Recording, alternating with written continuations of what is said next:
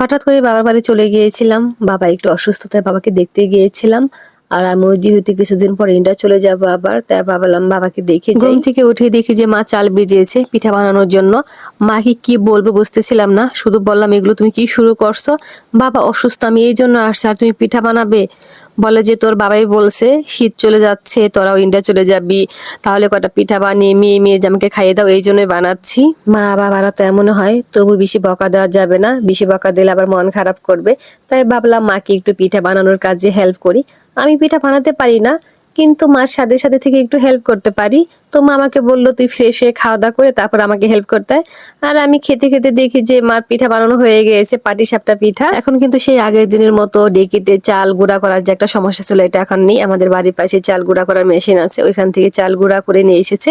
মা পিঠা বানিয়ে ফেলতেছে, কারণ আমি আবার চলে যাবো, এই জন্য মা তাড়াতাড়ি করতেছে একটু পিঠা বানানো নিয়ে। মা পাটিসাপটা পিঠা বানাচ্ছিল, আর আমি আমার বৌদি মিলে এই কুলি পিঠাগুলো বানাচ্ছিলাম।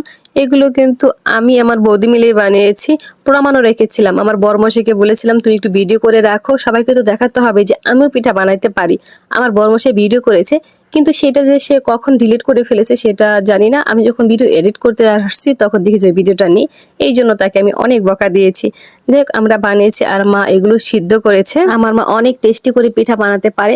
আগে তো শীতের মধ্যে আমাদের বাড়িতে অনেক পিঠা বানানো হতো, অনেক আত্মীয়স্বজন আসতো, সবাইকে নিমন্ত্রণ দিয়ে পিঠা খাওয়ানো হতো। কিন্তু এখন আর সেই দিনগুলো নেই, সবাই এখন অনেক ব্যস্ত। শুধু আমরা যখন যাই তখন একটু পিঠা বানানো হয়। আগের দিনের মানুষ কিন্তু পিঠা বানাতেও পছন্দ করতো, খেতেও পছন্দ করতো। আর এখন হচ্ছে বানানোর বয়ে কেউ খেতে পছন্দ করে না। আমাদের পিঠে বানানো শেষ। আর এগুলো কি উঠতেছে আপনারা কেউ বুঝতেছেন? এগুলো হচ্ছে মৌমাছি আমাদের বাড়িতে বাসা বেঁধেছে। আর এগুলো নাকি প্রতিদিন মানে দিন একবার করে রাউন্ড করে, এরপর আবার গিয়ে ওরা ওদের চাকে বসে থাকে। আর এগুলোকে আমি অনেক অনেক ভয় পাই, কারণ এগুলো ছোটবেলায় আমাকে যে আদর দিয়েছিল এখনো চিহ্ন রয়ে গেছে। আমি তো এখনো পর্যন্ত মৌমাছি দেখলে অনেক ভয় পাই।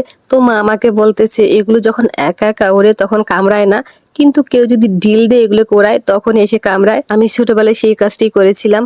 আমার মতো আর কে কে মৌমাছির আদর খেয়েছেন অবশ্যই কমেন্ট করে জানাবেন। আর এটা হচ্ছে আমাদের বাড়ির দুষ্ট বুড়ি।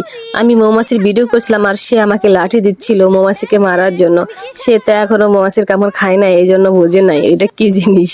মিষ্টি পিঠা বানানো শেষ, এবার আমার মা চিতই পিঠা বানাচ্ছে, আর আমার বৌদি হচ্ছে খাসির মাংস রান্না করছে। আমরা চলে যাব, এই জন্য আমাদের সব ধরনের পিঠা খাইয়ে দিচ্ছে, মানে জাল মিষ্টি সব ধরনের।